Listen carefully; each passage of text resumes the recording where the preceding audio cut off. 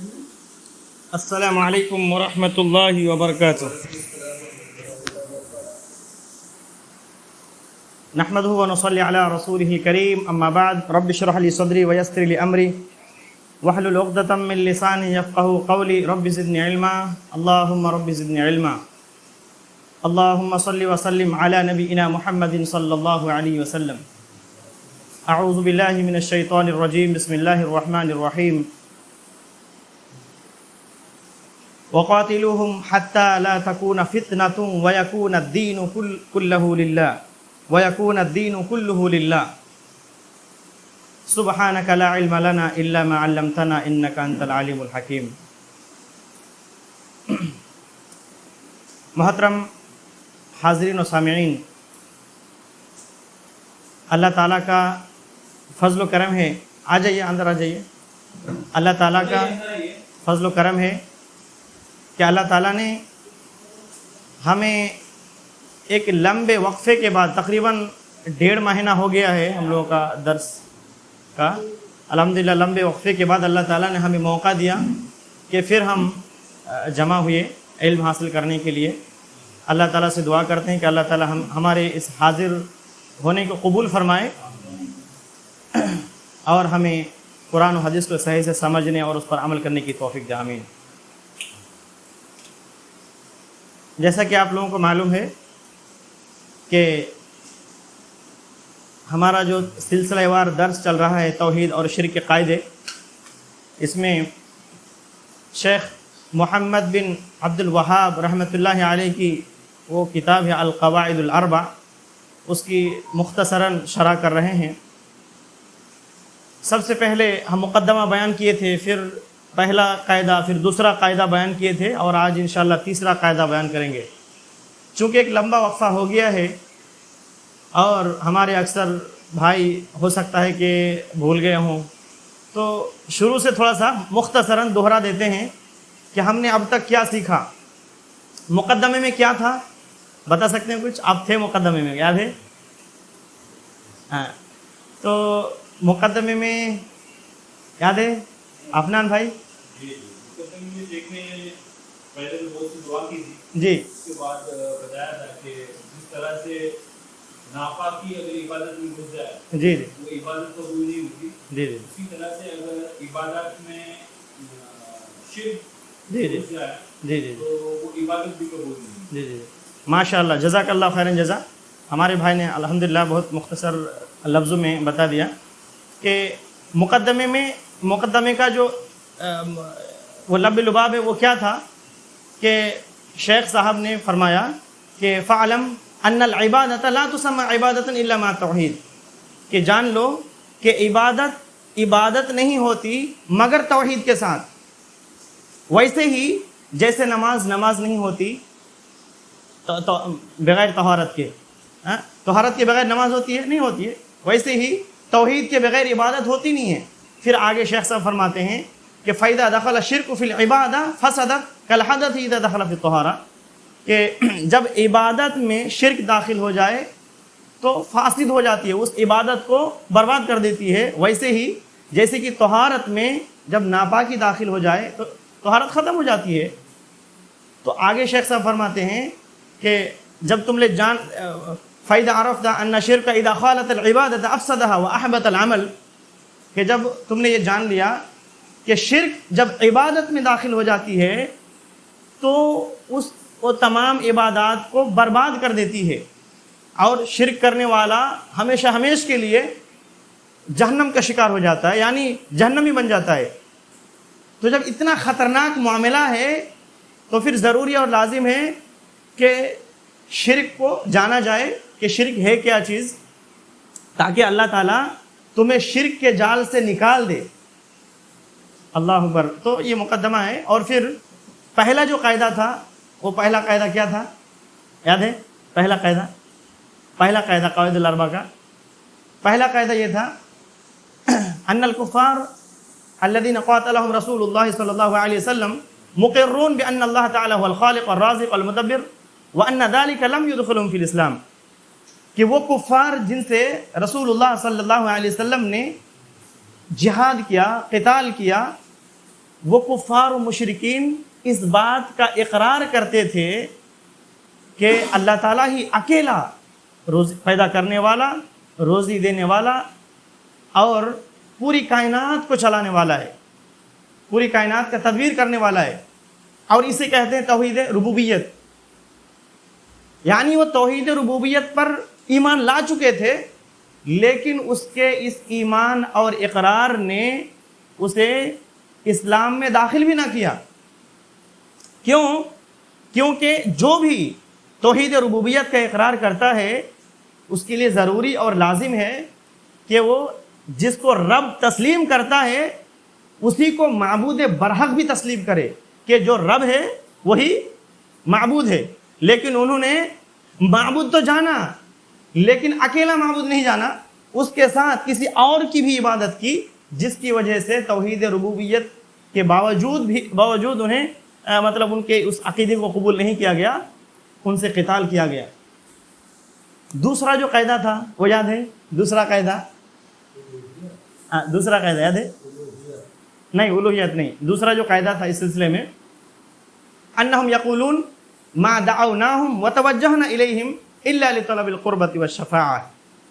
کفار و مشرکین کہتے تھے کہ ہم ان کی عبادت اور ان کی طرف توجہ صرف اس لیے کرتے ہیں کہ تاکہ یہ ہمیں اللہ تعالیٰ کے قریب کر دے اور یہ ہمارے لیے شفاعت کرے، کیونکہ یہ اللہ کے بہت مقرب بندے ہیں، ان کا مقام بہت بلند ہے، تو ہم اس کی عبادت کریں گے تو ظاہر سی بات ہے یہ ہمیں اللہ کے قریب کر دے، یہ خود اللہ کے مقرب بندے ہیں، جب یہ ہم سے خوش ہوگا تو ہمیں اللہ کے قریب کر دے گا، یہ ہم سے خوش ہوگا تو قیامت کے دن جب ہم پریشان ہوں گے تو ہمارے لیے شفاعت کریں گے، سفارش کریں گے اللہ تعالیٰ سے، اور ہم جنت میں چلے جائیں گے۔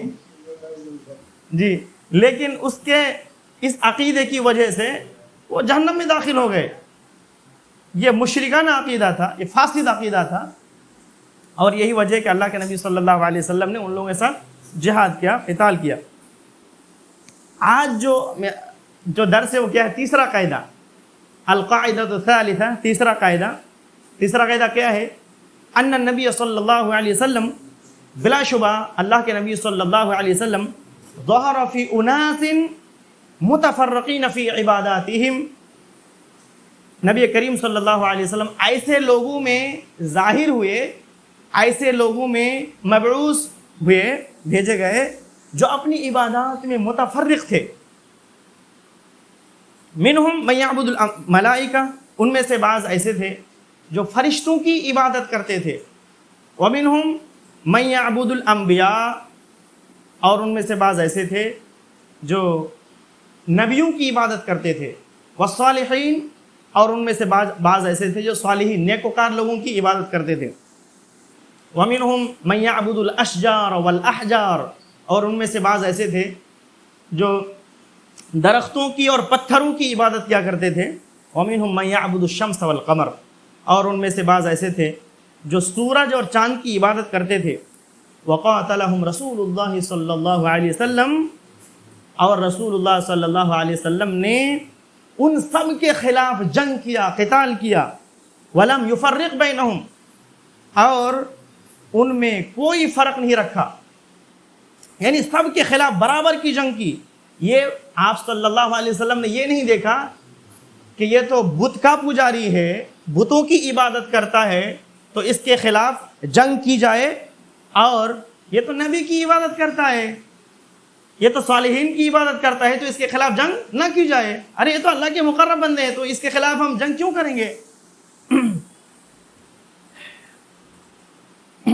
ایسا ہرگز نہیں، بلکہ اللہ کے نبی صلی اللہ علیہ وسلم نے ان تمام لوگوں کے خلاف جنگ کیا۔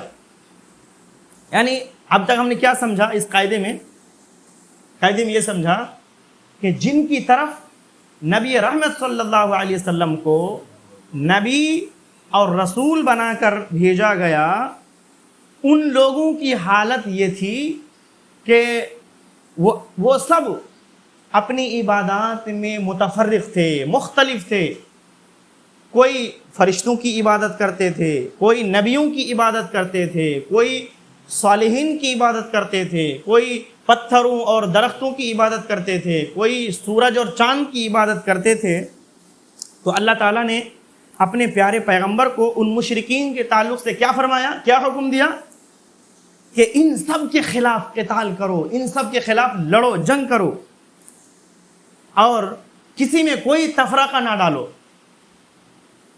پھر نبی کریم صلی اللہ علیہ وسلم نے ان سب کے خلاف جنگ کیا، سب کے خلاف قتال کیا۔ کیونکہ ان کی جو عبادات تھی جن کو وہ کرتے تھے وہ شرک تھی، اللہ تعالیٰ کے ساتھ شرک کرتے تھے۔ اگرچہ شرک کے مختلف قسمیں ہیں، لیکن یقینی بات یہ ہے کہ شرک کفر ہے، اور کفر کے بارے میں کہا جاتا ہے الکفر ملت واحدہ، کفر ایک ہی ملت ہے۔ کفر کیا ہے؟ ایک ہی ملت ہے۔ کفر کرنے والا ہو یا شرک کرنے والا ہو، سب برابر ہیں، یاد رکھے۔ اللہ تعالیٰ نے فرمایا سورۃ الصافات سورۃ الانفال آیت نمبر 39 میں وَقَاتِلُوهُمْ حَتَّى لَا تَكُونَ فِتْنَةٌ وَيَكُونَ الدِّينُ كُلُّهُ لِلَّهِ۔ وَقَاتِلُوهُمْ، ان سے لڑو، ان سے کیا کرو؟ لڑتے رہو، حَتَّى لَا تَكُونَ فِتْنَةٌ، جب تک کہ فتنہ باقی نہ رہے، یعنی جب تک کہ فتنہ ختم نہ ہو جائے تب تک کیا کرو؟ ان سے لڑو، جنگ کرو۔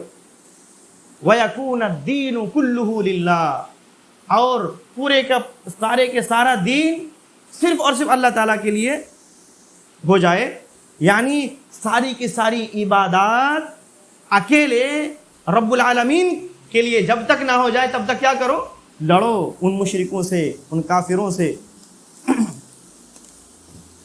اچھا، اس قتال کی حل کیا ہے؟ کب تک لڑنی ہے؟ جب تک فتنہ ختم نہ ہو جائے، اور فتنہ سے مراد کیا ہے؟ شرک ہے۔ فتنہ سے مراد کیا ہے؟ شرک ہے، یعنی جب تک شرک کا خاتمہ نہ ہو جائے تب تک کیا کرو؟ لڑتے رہو، ان سے جنگ کرتے رہو۔ جانتے ہیں شرک کو فتنہ کیوں کہا گیا؟ جانتے ہیں؟ کیونکہ جب کسی قوم میں شرک کا مطلب وجود ہوتا ہے، شرک جب کسی قوم میں آ جاتا ہے تو لوگ دو حصوں میں تقسیم ہو جاتے ہیں، ایک اہل توحید کا جو کہتا ہے شرک ہے، اور دوسرا اہل شرک کا۔ آج کے زمانے میں بھی دیکھ سکتے ہیں کہ جو لوگ قبر پرستی میں ڈوبے ہوئے ہیں، وہ توحید کے نام پہ شرک کر رہے ہیں۔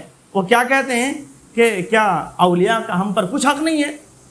ہم کہتے ہیں حق تو ہے، لیکن کیا اولیاء کا یہ حق ہے کہ ان کو معبود بنا دیا جائے اللہ تعالیٰ کے علاوہ؟ نعوذ باللہ من ذالک۔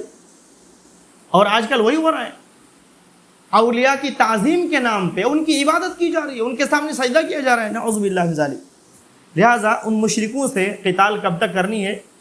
جب تک شرک کا خاتمہ نہ ہو جائے، اور جب تک دین خالصتاً اللہ تعالیٰ کے لیے باقی نہ رہ جائے تب تک ان سے قتال کرتے رہنا ہے، کیونکہ اللہ تعالیٰ کسی کا کوئی بھی عمل قبول نہیں کرتا جس میں شرک شامل ہو۔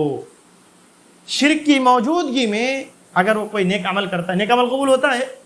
ہرگز نہیں۔ اگر زندگی میں اگر ایک شرک آ گیا نا، چاہے وہ دنیا بھر کی مطلب عبادات کر لے، جتنی بھی عبادات ہے سب کر لے، کوئی فائدہ نہ دے گا۔ یاد رکھے شرک اتنا خطرناک ہے، اللہ ہم سب کو شرک سے بچائے۔ اب وہ دلیل پیش کر رہے ہیں امام صاحب نے جو کہا نا کہ اللہ کے نبی صلی اللہ علیہ وسلم جب مبعوث ہوئے تو لوگ مختلف قسم میں بٹے ہوئے تھے، مختلف چیزوں کی عبادت کرتے تھے۔ اب اس کی دلیل شیخ صاحب دے رہے ہیں کہ دیکھو دلیل کے ساتھ سمجھو اس کو، کہ فرشتوں کی عبادت کرتے تھے، سورج چاند کی عبادت کرتے تھے، انبیاء کی عبادت کرتے تھے۔ دیکھو سنو دلیل سے، اللہ تعالیٰ چاند اور سورج کو معبود بنایا گیا، اس کی دلیل کیا ہے؟ سورہ فصلت آیت نمبر 36 میں ہے، اللہ تعالیٰ فرماتا ہے وَمِنْ آيَاتِهِ اللَّيْلُ وَالنَّهَارُ وَالشَّمْسُ وَالْقَمَرُ لَا تَسْجُدُوا لِلشَّمْسِ وَلَا لِلْقَمَرِ وَاسْجُدُوا لِلَّهِ الَّذِي خَلَقَهُنَّ إِن كُنتُمْ إِيَّاهُ تَعْبُدُونَ۔ وَمِنْ آيَاتِهِ اللَّيْلُ وَالنَّهَارُ، اللہ تعالیٰ کی آیات اور اس کے معجزات میں سے رات ہے، دن ہے، سورج ہے، چاند ہے۔ اللہ تعالیٰ منع فرما رہا ہے۔ اب اللہ تعالیٰ کیا کر رہا ہے؟ منع فرما رہا ہے۔ یہ سب آیات ہے اللہ تعالیٰ کی، رات، دن، سورج، چاند، یہ سب کیا ہے؟ اللہ تعالیٰ کی آیات ہے، نشانیاں ہیں، معجزات ہیں۔ اب اللہ تعالیٰ منع فرما رہا ہے کہ لا تسجدوا للشمس ولا للقمر، ہرگز سجدہ نہ کرو نہ سورج کو اور نہ چاند کو. پھر سجدہ کس کو کرنی ہے؟ واسجدوا للہ، اللہ تعالیٰ ہی کو سجدہ کرو. الذی خلقہن، جس نے ان سب کو پیدا کیا. ارے رات بھی اللہ نے پیدا کیا، دن کو بھی اللہ نے پیدا کیا، سورج کو بھی اللہ نے پیدا کیا، چاند کو بھی اللہ نے پیدا کیا، تو سجدہ اسی کو کرو. ان کنتم ایاہ تعبدون، اگر تم واقعی اللہ تعالیٰ ہی کی عبادت کرنے والے ہو. سبحان اللہ. جب سورج اور چاند کو سجدہ کرنا منع ہے تو اولیاء کو سجدہ کرنا جائز ہے کیا؟ ہرگز نہیں ہے. یہاں سجدہ سے مراد کیا ہے معلوم ہے؟ سجدہ سے مراد کوئی بھی عبادت، یعنی کوئی بھی عبادت، جتنی بھی عبادات ہو سکتی ہیں تمام کی تمام عبادات اللہ تعالیٰ ہی کے لیے انجام دو، غیر اللہ کے لیے نہیں. اچھا، ان عبادات کو سجدہ سے تعبیر کیوں کیا گیا؟ کیونکہ سجدہ سب سے عظیم رکن ہے. نماز کا یاد رکھے، سب سے عظیم رکن ہے. انسان، یہ عبادت کی انتہا ہے ایک طرح سے. انسان کھڑا ہے اللہ کے سامنے، عاجزی ان کے ساری کے ساتھ، پھر رکوع میں جا رہا ہے، اور پھر اس سے بڑھ کر انتہائی عاجزی و ان کے ساری کا مظاہرہ کرتا ہے سجدے میں جا کر. اس سے بڑھ کر اور عاجزی اور ان کے ساری کیا ہو سکتی ہے؟ اللہ اکبر. تو یہ سجدہ سب سے عظیم رکن ہے نماز کا. جانتے مشرکین اللہ تعالیٰ کی بھی عبادت کرتے تھے اور غیر اللہ کی بھی عبادت کرتے تھے. اللہ کی عبادت کیا کرتے تھے وہ جانتے ہیں؟ اللہ تعالیٰ کے لیے حج کرتے تھے، طواف کرتے تھے، عمرہ کرتے تھے، نذر و نیاز کرتے تھے، منتیں مانتے تھے، اور پھر اسی طریقے سے صدقہ و خیرات کرتے تھے، غلام آزاد کرتے تھے، عاشورہ کا روزہ رکھتے تھے. ہم بھی عاشورہ کا روزہ رکھتے ہیں نا، وہ بھی عاشورہ کا روزہ رکھتے تھے زمانہ جاہلیت میں بھی، جیسا کہ حضرت عائشہ رضی اللہ عنہ کہتے ہیں صحیح بخاری میں. اسی طریقے سے جب انتہائی پریشانی کے عالم میں اور مصیبتوں میں جب گھر جاتے تھے نا، تو کیا کرتے تھے؟ اللہ ہی کو پکارتے تھے، خالصتاً اللہ کو پکارتے تھے. تو یہ عبادات، اس کے علاوہ بھی عبادت کرتے تھے. لیکن یہ ساری کی ساری عبادات کو اللہ تعالیٰ نے قبول کیا؟ قبول نہیں کیا، رد کر دی. ان کی یہ تمام کے تمام عبادات مردود ہو گیا، مردود ہے، قبول نہیں کیا گیا. کیوں قبول نہیں کیا گیا؟ کیونکہ ان عبادات کے ساتھ اس نے شرک کیا. ایک طرف اللہ کی عبادت بھی کی اور دوسری طرف شرک بھی کیا، جس کی وجہ سے یہ تمام کی تمام عبادت ان کی رد کر دی گئی. اسی لیے اللہ نے فرمایا ان کنتم ایاہ تعبدون، اگر تم واقعی اللہ تعالیٰ ہی کی عبادت کرنے والے ہو تو پھر عبادت میں اخلاص پیدا کرو نا. ارے اللہ کی بھی عبادت کرتے ہو، غیر اللہ کی بھی عبادت کرتے ہو، تو اس طرح نہیں چلتا. تو اس آیت سے کیا پتہ چلا کہ مشرکین سورج اور چاند کی بھی عبادت کرتے تھے اور اللہ تعالیٰ کی بھی عبادت کرتے تھے. تو اللہ تعالیٰ نے ان کی عبادت کو رد کر دیا. اسی طرح فرشتوں کی بھی عبادت کی گئی. فرشتوں کی، اس کی دلیل کیا ہے؟ اللہ تعالیٰ نے سورہ آل عمران آیت نمبر 80 میں فرمایا وَلَا يَأْمُرَكُمْ أَن تَتَّخِذُوا الْمَلَائِكَةَ وَالنَّبِيِّينَ أَرْبَابًا، اور تمہیں حکم نہیں دیا گیا کہ فرشتوں ان تتخذوا الملائکۃ والنبیین اربابا، کہ تم فرشتوں کو اور نبیوں کو اپنا رب بناؤ. تمہیں تو حکم نہیں دیا گیا. یعنی لوگوں نے اللہ تعالیٰ کے علاوہ فرشتوں کی بھی عبادت کی اور نبیوں کی بھی عبادت کی، اور یہ ساری کی ساری عبادات کو اللہ تعالیٰ نے اور اس کے رسول نے شرک قرار دیا. کہ یہ کیا ہے؟ یہ تو شرک ہے، سراسر شرک ہے. کیونکہ انہیں تو یہ حکم نہیں دیا گیا تھا، یہ شیطان نے حکم دیا اور شیطان کی بات پہ عمل کیا، تو یہ شرک ہے اللہ تعالیٰ کے ساتھ. تو پتہ چلا کہ انبیاء کی بھی عبادت کی گئی. انبیاء کی دلیل پھر آگے آ رہی ہے. فرشتوں کی بھی عبادت کی گئی، انبیاء کی بھی عبادت کی گئی. اس کی دلیل کیا ہے؟ سورۃ المائدہ آیت نمبر 116 میں اللہ تعالیٰ نے فرمایا وَإِذْ قَالَ اللَّهُ یا عیسی ابن مریم اَأَنْتَ قُلْتَ لِلنَّاسِ اتَّخِذُونِي وَأُمِّيَ إِلَٰهَيْنِ مِن دُونِ اللَّهِ قَالَ سُبْحَانَكَ مَا يَكُونُ لِي أَنْ أَقُولَ مَا لَيْسَ لِي بِحَقٍّ إِن كُنتُ قُلْتُهُ فَقَدْ عَلِمْتَهُ تَعْلَمُ مَا فِي نَفْسِي وَلَا أَعْلَمُ مَا فِي نَفْسِكَ إِنَّكَ أَنْتَ عَلَّامُ الْغُيُوبِ. سبحان اللہ، بہت ہی عظیم آیت ہے. وَإِذْ قَالَ اللَّهُ، جب اللہ تعالیٰ فرمائے گا کس سے فرمائے گا؟ عیسیٰ علیہ السلام سے، یا عیسیٰ ابن مریم، اے عیسیٰ ابن مریم، اانت قلت للناس، کیا تو نے لوگوں سے کہا تھا اتخذونی و امی الہین من دون اللہ، کہ اللہ تعالیٰ کے علاوہ مجھے اور میری والدہ کو معبود بنا لو؟ کیا تم نے کہا تھا؟ وہ کہیں گے، حضرت عیسیٰ علیہ السلام کہیں گے سبحانک، یا اللہ تو پاک ہے، تیری ذات پاک ہے، ما یکون لی ان اقول ما لیس لی بحق، میں ایسی بات کیوں کر کہہ سکتا ہوں جس کے کہنے کا مجھے حق ہی نہیں تھا۔ سبحان اللہ، سبحان اللہ، میں کیسے کہہ سکتا ہوں؟ مجھے حق ہی نہیں دیا گیا کہ میں ایسی بات کہوں۔ ان کنت قلت فقد علمت، اگر میں نے ایسی بات کہی ہے تو خوب جانتا ہے، اگر میں نے کہا ہے ایسی بات تو خوب جانتا ہے۔ تعلم ما فی نفسی ولا اعلم ما فی نفسک، میرے نفس میں جو ہے تو جانتا ہے اور تیرے نفس میں جو کچھ ہے میں نہیں جانتا۔ انک انت علام الغیوب، تو چھپی ہوئی باتوں کو بھی خوب جانتا ہے۔ سبحان اللہ، دیکھیں کتنی خطرناک اور کتنی پیاری آیات ہے اللہ تعالیٰ نے اس آیت میں فرمایا۔ اس آیت کے تعلق سے شیخ عبید الجابری حفظہ رحمہ اللہ فرماتے ہیں کہ اس آیت میں چند امور ہیں۔ پہلی چیز کیا ہے؟ عیسیٰ علیہ السلام اور ان کی والدہ کی عبادت کی مذمت کی گئی اس آیت میں۔ یہ اولو العزم نبیوں میں سے ایک نبی تھے یہ حضرت عیسیٰ علیہ السلام، اور ان کی عبادت اور ان کی والدہ کی عبادت کی مذمت کی گئی کیونکہ نصارہ نے ان کی عبادت کی۔ اس آیت سے معلوم ہوتا ہے کہ قیامت کے دن حضرت عیسیٰ علیہ السلام سے پوچھا جائے گا، سوال کیا جائے گا کہ کیا تو نے لوگوں سے ایسا کہا تھا؟ وہ کہیں گے نہیں، وہ تو آپ نے سنا، اس کی وجہ سنا قرآن میں۔ اللہ تعالیٰ کو علم ہے کہ یہ پیارے نبی بری ہیں اس سے، انہوں نے اپنے آپ کو معبود نہیں بنایا اور نہ ہی اس کی طرف انہوں نے دعوت دی، اللہ تعالیٰ کو خوب معلوم ہے، لیکن پھر بھی اللہ تعالیٰ پوچھ رہا ہے۔ اس میں اہل کتاب کی مذمت کی گئی ہے۔ کیا کی گئی ہے؟ مذمت کی گئی ہے، جنہوں نے حضرت عیسیٰ علیہ السلام اور ان کی والدہ کو معبود بنایا، اس کی مذمت کی گئی ہے۔ جان دیں، جن چیزوں کی مذمت اللہ تعالیٰ نے اہل کتاب کی تو وہ خطاب ہماری طرف بھی متوجہ ہوتا ہے کہ ہم ان کی مذمت والے راستے سے بچیں، یعنی ہم وہ راستہ اختیار نہ کریں کہ جس راستے کو اختیار کر کے وہ گمراہ ہوئے، ہم اس راستے سے بچیں۔ وہ کون سا راستہ اختیار کیا؟ کہ نبیوں کو معبود بنایا اور نبی کی والدہ کو معبود بنایا، کسی کو نبی کا بیٹا، کسی کو اللہ کا بیٹا قرار دیا، کسی کو اللہ الہ قرار دیا، کسی کو بیوی قرار دیا، کسی کو بیٹی قرار دیا اللہ تعالیٰ کا، نعوذ باللہ من ذالک۔ تو ہم اس کے راستے سے بچیں، کیونکہ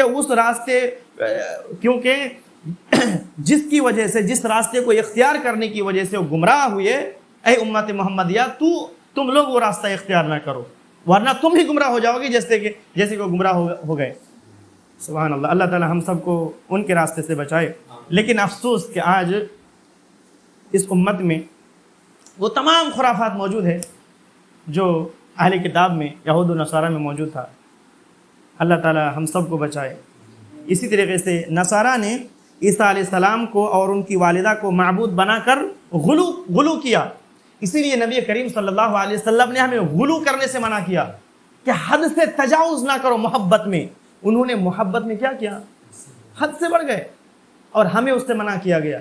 جس کا جو مقام ہے، جس کا جو مرتبہ ہے، اس کو وہی مرتبہ دیا جائے۔ تو اللہ تعالیٰ نے ان کے اس عقیدے کو مردود قرار دیا، کیونکہ انہوں نے غلو کا راستہ اختیار کیا، تو اس عقیدے کو مردود قرار دیا، رد قرار دیا۔ اسی طرح بے شک عیسیٰ علیہ السلام اور ان کی والدہ بری ہیں، اور کہ ان کو معبود بنایا گیا، اس سے بری ہیں۔ اللہ تعالیٰ عیسیٰ علیہ السلام کی بات پر فرمائے گا کہ میرے نبی کیا ہے؟ سچا ہے، میرے نبی جھوٹا نہیں ہے، میرے نبی نے سچ بولا ہے کہ اللہ میں نے تو ایسا نہیں کیا، اور اگر کیا ہے تو تجھ خوب جانتا ہے۔ میرے نبی نے سچ بولا ہے، انہوں نے اپنی عبادت کی طرف دعوت نہیں دی، اس آیت میں ان لوگوں کو خبردار ہو جانا چاہیے جو لوگ اپنے آپ کو سجدہ کرواتے ہیں، نعوذ باللہ من ذالک، مسلمانوں میں سے، ارے اب کلمہ گو ہے، کلمہ پڑھتا ہے اور اس کے سامنے سجدہ کرتے ہیں اور وہ اس سجدے سے خوش بھی ہے. یاد رکھیں کہ جو کوئی اس کی عبادت کی جا رہی ہے اور وہ اس عبادت سے خوش ہے تو وہ خود طاغوت ہے. طاغوت ہے، کیا ہے وہ؟ طاغوت ہے. تو یقیناً جس طریقے سے حضرت عیسیٰ علیہ السلام سے پوچھا جائے گا، جبکہ انہوں نے ایسی بات نہیں کہی، پھر بھی اللہ تعالیٰ ان سے پوچھے گا، تو جو لوگ اپنی عبادت کرواتے ہیں، سجدہ کرواتے ہیں، ایسے لوگوں سے بھی پوچھا جائے گا. کتنی بدترین حالت ہوگی ایسے لوگوں کو جب گھسیٹ کر جہنم میں ڈالا جائے گا. تو اللہ تعالیٰ نے وقت دیا ہے، سدھر جائیں، اپنے آپ کو سنوار لیں، اپنی اصلاح کر لیں. ان آیاتوں کو پڑھ کر اللہ تعالیٰ ہدایت دے، اللہ تعالیٰ ہم سب کو ہدایت دے. عام طور سے جانتے ہیں نا، لوگ سمجھتے ہیں کہ شرک کہتے ہیں کہ بتوں کی عبادت. کیا کہتے ہیں؟ آگے بات آئے گی انشاءاللہ. عام طور سے لوگ کیا کہتے ہیں کہ شرک کسے کہتے ہیں؟ بتوں کی عبادت کو شرک کہتے ہیں. ارے وہ تو نبی کی، مطلب نبی سے وسیلہ مانگتے تھے، وہ تو شرک تھوڑے. جو بتوں کی عبادت کرتا ہے وہ کیا ہے؟ وہ شرک ہے. لیکن کیا پتہ چلا کہ اگر کوئی مقرب فرشتے کی بھی عبادت کرتا ہے یا اللہ تعالیٰ کے بڑے پیغمبر کی بھی عبادت کرتا ہے تو وہ بھی مشرک ہے. آگے بات آئی انشاءاللہ. تو شرک کہتے ہیں غیر اللہ کی عبادت کو. صالحین کی بھی عبادت، جو نیک لوگ گزر چکے نا، ان کی بھی عبادت کی گئی. اس کی دلیل اللہ تعالیٰ سورۃ الاسراء آیت نمبر 57 میں فرماتا ہے، اولئک الذین یدعون یبتغون الی ربہم الوسیلہ ایہم اقرب ویرجون رحمتہ وَيَخَافُونَ عَذَابَهُ. اللہ فرماتا ہے اولئک الذین یدعون، جنہیں یہ لوگ پکارتے ہیں، وہ تو خود اپنے رب کی طرف وسیلہ تلاش کرتے ہیں. ارے جنہیں یہ پکارتے ہیں، جن معبودوں کو، وہ خود اپنے رب کی طرف وسیلہ تلاش کرتے ہیں کہ کوئی اس سے قریب تر ہو جائے، یعنی اللہ تعالیٰ سے قریب تر ہو جائے. خود نیک اعمال کر رہے ہیں، اللہ تعالیٰ کی فرمانبرداری خود وہ کر رہے ہیں اور دوسرے لوگ اس کی عبادت کر رہے ہیں. تو اس سے بڑھ کر بیوقوف کوئی ہو سکتا ہے؟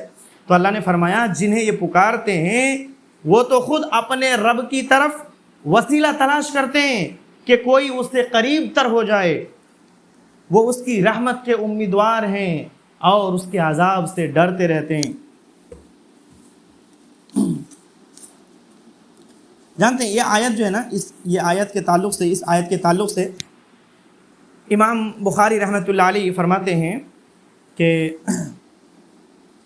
عبداللہ بن مسعود رضی اللہ عنہ فرماتے ہیں کہ یہ آیت کب نازل ہوئی؟ عرب کے ایک گروہ پر یہ آیت نازل ہوئی، عرب کے گروہ پر جو جنوں کی عبادت کرتے تھے، اور وہ جن پھر مسلمان ہو گئے اور پھر وہ اللہ کی عبادت کرنے لگے، اور ان لوگوں کو، ان انسانوں کو شعور تک نہیں ہوا، وہ جنوں کی عبادت کرتے رہے. سمجھ میں آئے نا؟ یعنی عرب میں ایک گروہ تھا، ایک جماعت تھی جو جنوں کی عبادت کرتی تھی، اور وہ جن پھر کیا ہوا، اللہ کے نبی صلی اللہ علیہ وسلم کی دعوت وہاں تک پہنچی، وہ مسلمان ہو گئے، اور پھر وہ اللہ تعالیٰ کے عذاب سے ڈرتے تھے اور پھر اللہ سے امید بھی کرتے تھے، اللہ تعالیٰ سے کیسے قریب ہوں، کیسے قربت حاصل ہو جائے، اس کی تلاش میں رہتے تھے. لیکن ان انسانوں نے کیا کیا، ان کو پتہ بھی نہیں چلا، ان جنوں کی عبادت کرتے رہے. تو اللہ تعالیٰ نے فرمایا کہ جنہیں یہ پکارتے ہیں، جن کی یہ عبادت کرتے ہیں، ارے وہ تو خود اللہ تعالیٰ کی قربت حاصل کی کوشش میں لگے رہتے ہیں کہ کیسے اللہ کی نزدیکی ملے، کیسے اللہ ہم سے راضی ہو جائے، کیسے اللہ ہم سے خوش ہو جائے اور ہمیں جہنم سے نجات مل جائے اور جنت میں داخل ہو جائیں. اور یہ بیوقوف انسان ان جنوں کی عبادت کرتے رہے، ان کو عقل اور ان کو شعور بھی نہیں ہوا. تو اس آیت سے کیا پتہ چلا کہ لوگوں نے جنوں کی بھی عبادت کی. اسی طریقے سے اس بات کی دلیل کہ درختوں اور پتھروں کو بھی معبود بنایا گیا. درختوں اور پتھروں کو اللہ تعالیٰ نے سورۃ النجم آیت نمبر 19 اور 20 میں فرمایا، افرأیتم اللات والعزی ومناة الثالثة الأخرى. کیا بھلا تم نے لات اور عزا پر بھی غور کیا ہے؟ اور ایک تیسری منات پر بھی، یعنی لات، عزا اور منات یہ بت تھے اور ان کی عبادت کی جاتی تھی۔ جانتے ہیں کون لوگ ہیں؟ ایک بات یاد رکھیے کہ عرب کے لوگ نا بڑے عقل مند ہوتے تھے، بڑے عقل مند اور سمجھدار ہوتے تھے، اس کے باوجود بھی یہ بتوں کی عبادت کیوں کرتے تھے؟ کبھی غور کیا آپ نے؟ یہ تو بڑے عقل مند ہوتے ہیں اور سمجھدار ہوتے ہیں، اس کے باوجود بھی بتوں کی عبادت کرتے کیوں کرتے ہیں؟ یہ بتوں کی عبادت نہیں کرتے تھے، حقیقت میں کس کی عبادت کرتے تھے؟ صحیح بخاری میں عبداللہ بن عباس رضی اللہ عنہ فرماتے ہیں کہ لات کیا تھا؟ لات جس کی عبادت کرتے تھے ایک نیک بزرگ تھا۔ لات کون تھا؟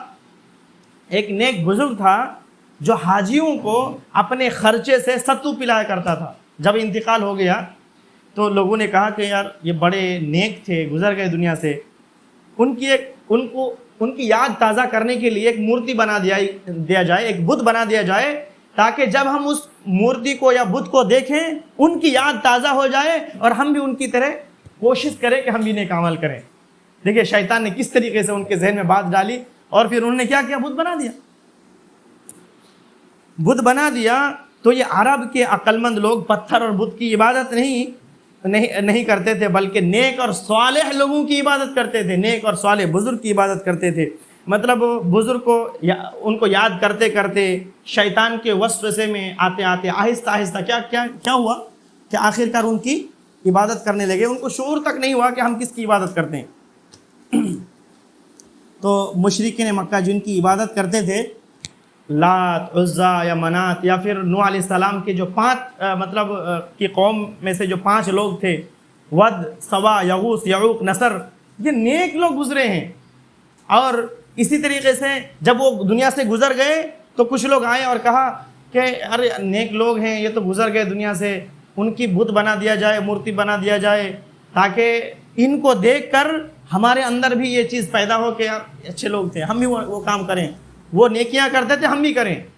تو پھر آہستہ آہستہ جب علم جاتا رہا، آنے والی نسل کو پتہ ہی نہیں چلا کہ یہ بت کیوں ہے، شیطان آیا اور کہا کہ ارے تمہارے آبا و اجداد تو اس کی عبادت کرتے تھے۔ پھر کیا ہوا؟ عبادت شروع ہو گئی۔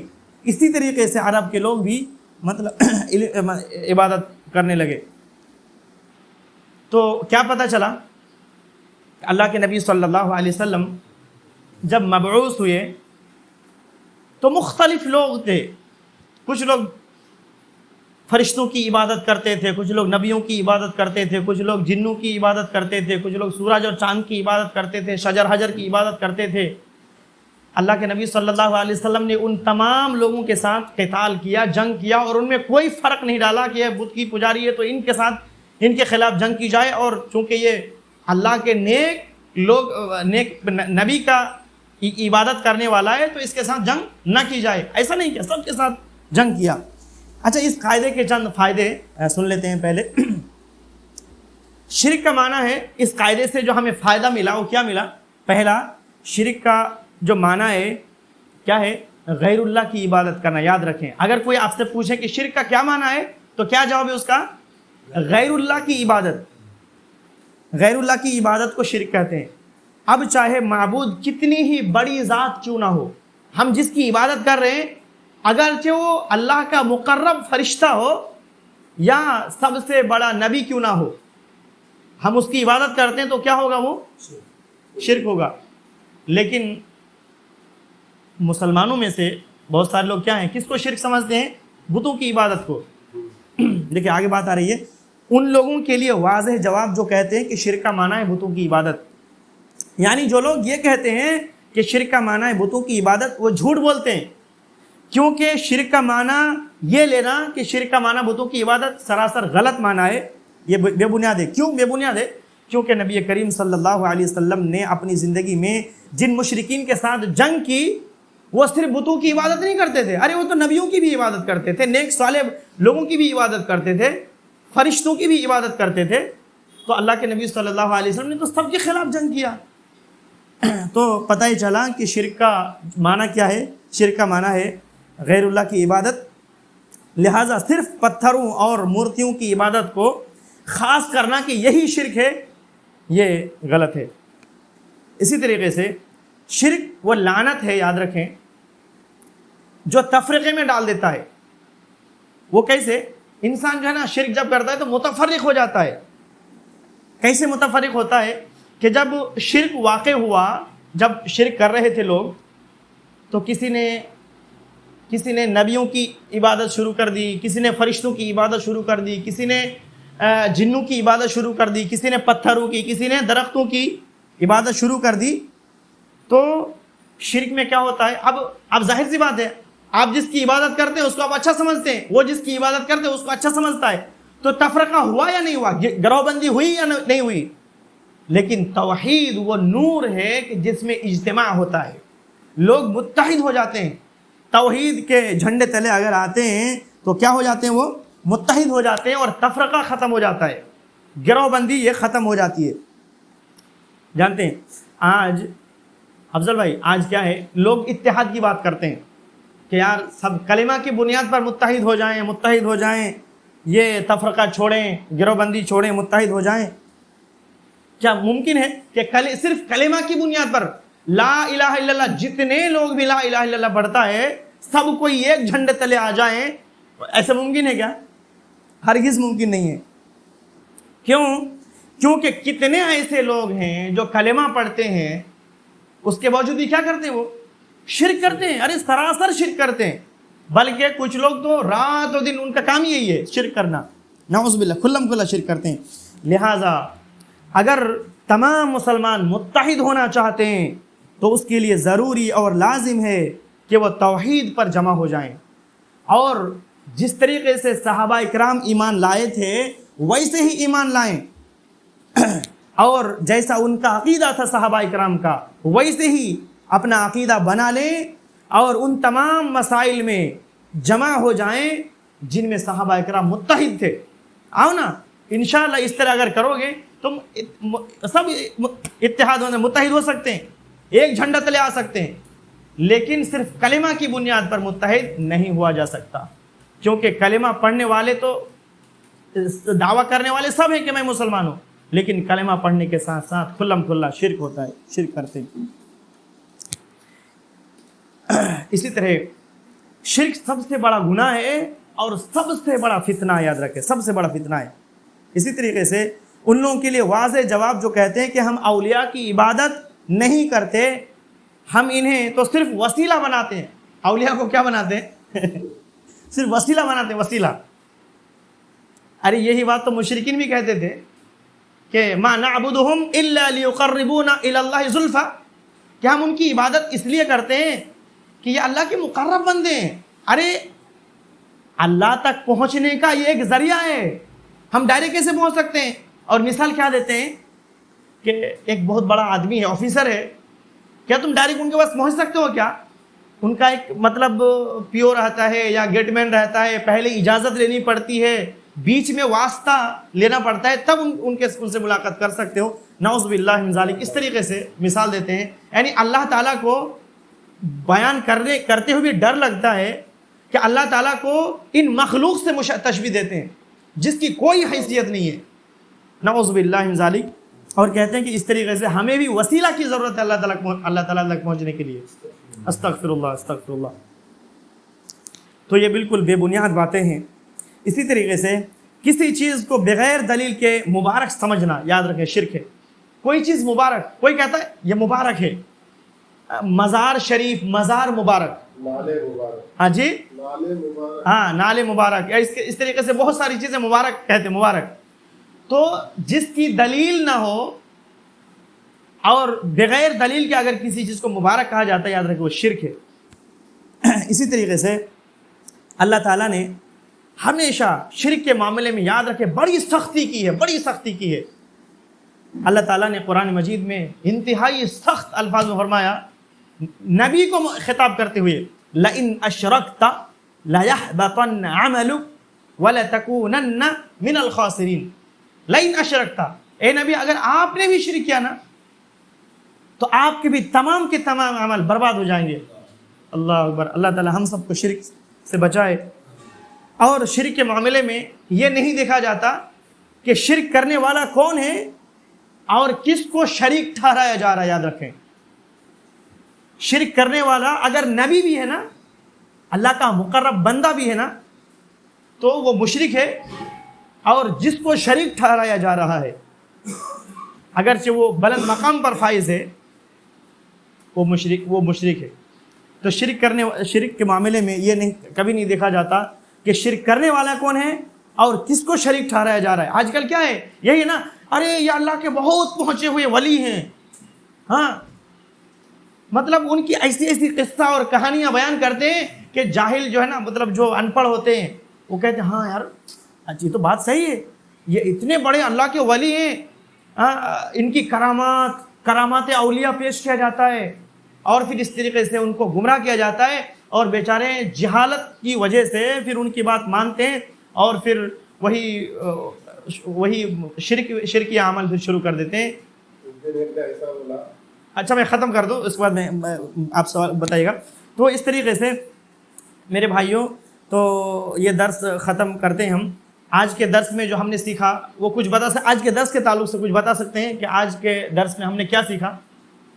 آج کے درس میں ہم نے کیا سیکھا؟ آج کے درس میں ہم نے یہ سیکھا کہ عبادت چاہے فرشتے کی ہو، نیک اللہ کے نیک بندے کی ہو، یا پھر نبی کی کیوں نہ ہو، جی جی جی، اگر اللہ کے علاوہ کسی اور کو عبادت میں شریک کیا جا رہا ہے تو وہ شرک ہے۔ وہ شرک، صرف مورتی کی یا پتھر کی عبادت کو شرک نہیں کہتے، جیسا کہ ہمارے یہاں پہ کہا جاتا ہے، جی جی جی ہندو کرتے وہ شرک ہے، جی جی، بلکہ اللہ کے علاوہ کسی بھی چیز کو پکارنا، چاہے تو نبی ہو، اللہ کا ولی ہو، یا کوئی بھی ہو، اللہ کے ساتھ اگر کسی کو پکارا جا رہا ہے تو وہ شرک ہے۔